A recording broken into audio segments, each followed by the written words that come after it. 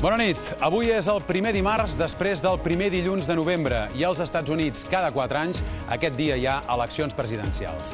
La primera potència mundial escull aquesta nit un nou president que es dirà de cognom Obama o McCain, després de 20 anys en què els Bush, pare i fill, i Clinton s'han repartit el poder.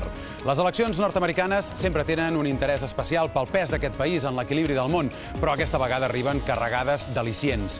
Per començar, podria ser que per primera vegada en la història del país el president sigui un negre. S'enfronten el demòcrata afroamericà Barack Obama i el republicà John McCain. Dues personalitats, dos estils, dues generacions, dues trajectòries molt diferents.